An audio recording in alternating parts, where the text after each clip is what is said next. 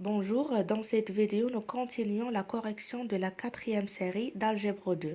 On est arrivé à l'exercice numéro 8. Dans cet exercice, on considère A une matrice antisymétrique. Par définition, une matrice est dite antisymétrique si transposée de A, c'est égal à moins A.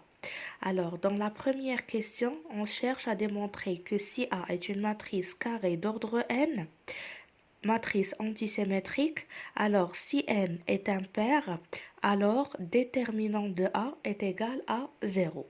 Pour démontrer cette implication, on va utiliser la relation qui existe entre déterminant de transposé de A et déterminant de moins A. On a les deux propositions suivantes pour une matrice carrée. Pour une matrice carrée, déterminant de transposé de la matrice, c'est égal à déterminant de la matrice elle-même.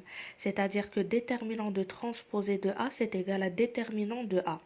Et déterminant de moins A, c'est égal à moins A à la puissance n, l'ordre de la matrice, fois déterminant de A. Alors, on va utiliser ces deux égalités des propositions de cours pour démontrer que déterminant de A est égal à 0 pour une matrice antisymétrique. A est une matrice antisymétrique. Ça veut dire que déterminant de transposé de A, c'est égal à déterminant de moins A. Et d'après l'égalité 1, déterminant de transposé de A, c'est égal à déterminant de A. Donc, ça veut dire que déterminant de A, c'est égal à déterminant de moins A.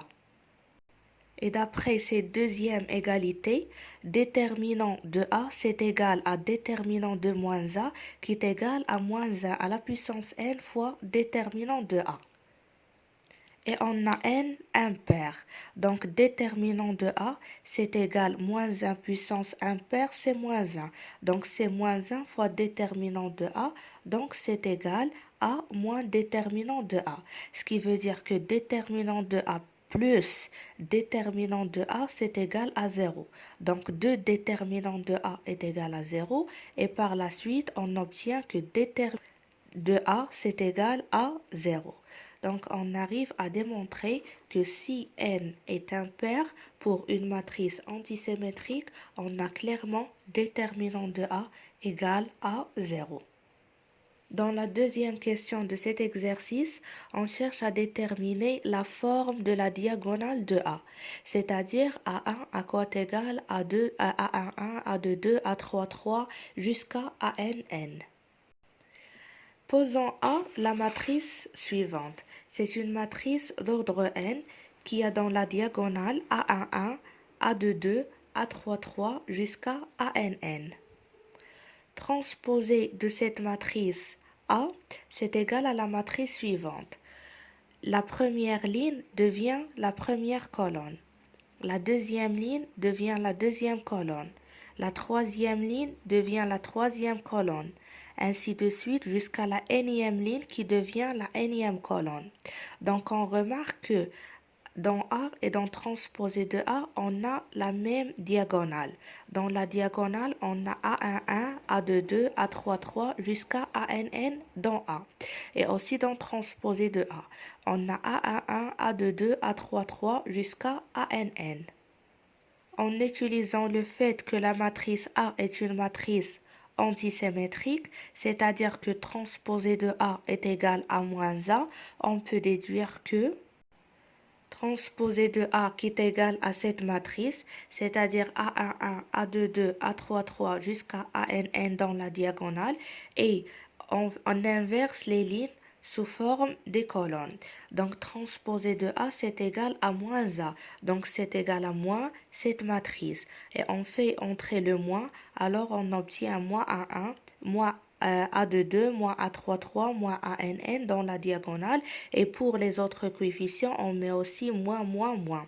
Donc, d'après l'égalité entre deux matrices sont égaux si les composantes sont égaux. C'est-à-dire, pour que transposé de A soit égal à moins A, il faut que A11 est égal à moins A11.